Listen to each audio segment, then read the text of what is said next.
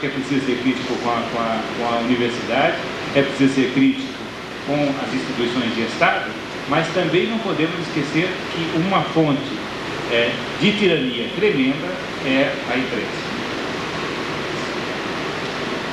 Tem duas questões aqui que estão relacionadas, eu vou tentar sintetizar, estou impressão que está numa só.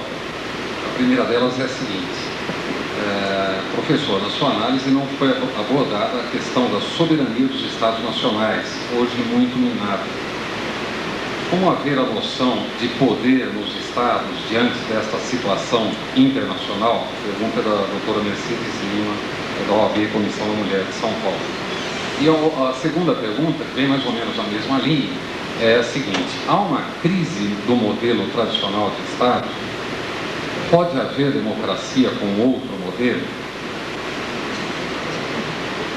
E existe uma segunda parte desta segunda questão, que é a seguinte: sem Guerra Fria, com globalização, um golpe de Estado não seria algo remoto em razão dos interesses estrangeiros? A fujimorização não seria mais eficiente? Bom, eu diria que hoje mesmo a notícia do dia é que os Estados Unidos se recusam a pagar as suas dívidas para com a ONU enquanto ele não for colocado de novo na Comissão de Direitos Humanos. Eu acho que nós já dizemos tudo, né? Não vamos dizer mais nada. Né? O que é soberania, o que é poder mundial, o que é poder do Estado. Né? Os ideólogos, né, do Estado mínimo, né, pregam o Estado mínimo para nós, né? Pregam o fim do protecionismo para nós, né? As patentes para nós, né? Quer dizer, a arrogância das companhias farmacêuticas, nesse caso da AIDS e da África do Sul, também me parece muito ilustrativo, né? Eles superutilizam o monopólio mundial da força física e eles superutilizam, inclusive, um monopólio que não é legítimo, que é a da subtração do excedente econômico mundial. Então nesse ponto, eles são soberanos, eles se dizem soberanos, eles se afirmam como soberanos e eles farão tantos e quaisquer golpes de Estado desde que seja estabelecido o seu poder. Né? Essa crise do modelo de Estado, né, e a questão da democracia. Evidentemente, desde a Revolução Francesa, nós estamos enfrentando, né, uma oscilação enorme dentro da ideia de Estado e do poder. Logo depois da marcada preferência da Revolução Francesa pelo poder legislativo, nós tivemos, com o Thermidor em diante, né, Estado napoleônico, uma preponderância do executivo. E praticamente todas as doutrinas políticas que surgiram a partir daí definiram o grande poder do executivo em relação aos outros poderes. Agora, nós tivemos no início do século XX a esperança de uma modificação no sentido da democracia parlamentar tradicional, né, liberal, para a democracia popular, o socialismo. Infelizmente, né, essa aventura seguiu, né, para, de novo, a preponderância do executivo sobre os demais poderes. Durante a União Soviética, a Assembleia dos Representantes nada mais era do que o lugar onde se batia palma, né, para os donos do partido. Né? Até se relata a história verdadeira, né, de que após cada discurso de Stalin, havia um número de funcionários com baldes, né, para que os representantes pudessem esfriar as suas mãos de tantos aplausos. Né? Então, essa situação de fracasso das democracias populares, né, essa situação nos coloca efetivamente diante de problemas graves. Se nós somos responsáveis, nós não podemos efetivamente, né, aceitar nem o estado de coisas que temos aí, nem aceitar aventuras. Agora, como é possível controlar instituições que se definem como ressentidas? Esse é um ponto que nós não temos resposta. Eu não sei, quando eu digo eu tenho medo de fazer essa pergunta, eu não sei se após um espetáculo como esse que nós estamos assistindo no Congresso Nacional, se houver uma direção de interesses no sentido de desestabilizar mesmo esse poder federal que está aí, eu não sei se aventuras não serão empreendidas.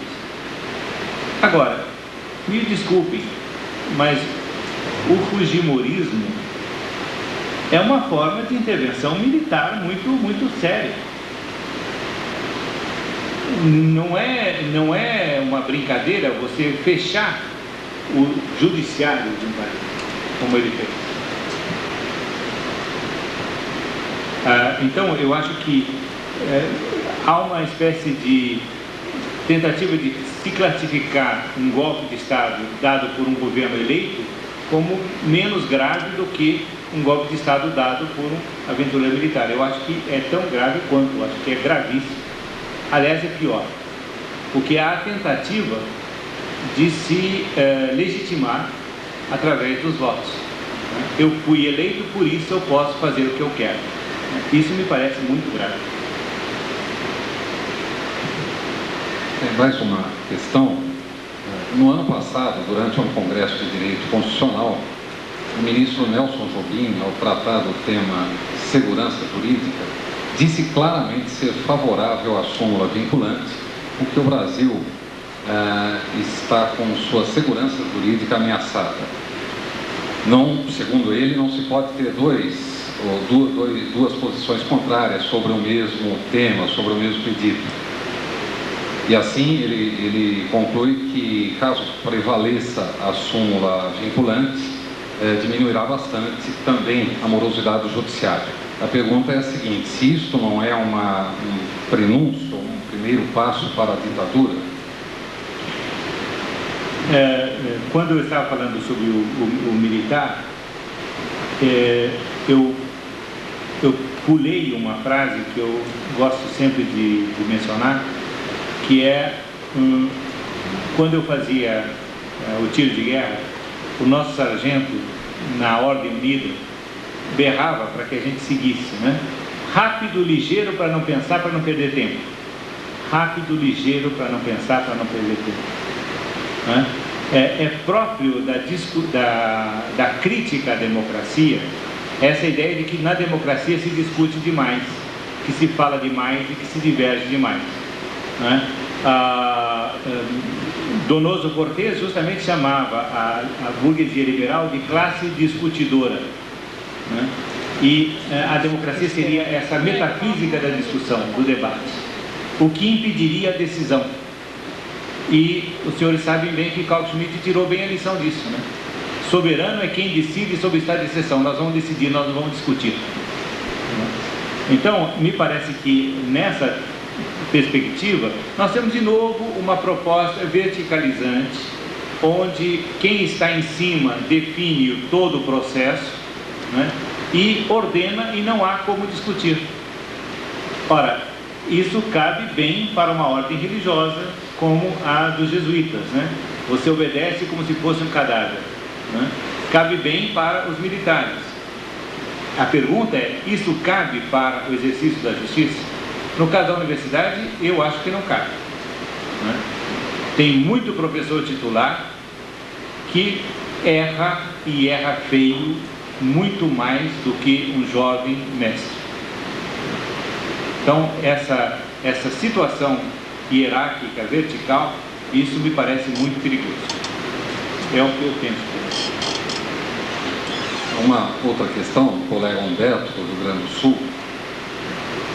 O judiciário não se assemelharia à igreja e às forças armadas pelo uso da disciplina e da hierarquia que se manifestam claramente no recrutamento e remoção dos juízes, com a tentativa da adoção, também com a tentativa de adoção da súmula vinculante, por exemplo, que era essa questão anterior. Com a Igreja, ele